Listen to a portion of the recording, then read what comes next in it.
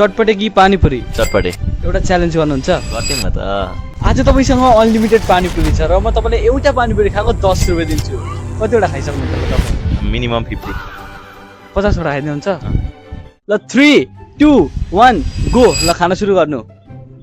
ल एउटा, दुईटा, तीनटा, 11वटा। कस्तो फिल भइरहेछ तपाईँलाई? रमाइलो।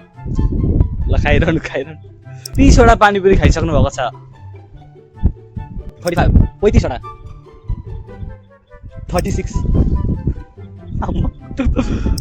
40वटा भइसक्यो पानीपुरी। सक्यो? कस्तो भइरहेछ तपाईँलाई? एकदम पिरो भाइ यार, धेर खान्छु भनेर हो धेर पिरो हालेको। पिरो ल यो तपाईँको प्राइस।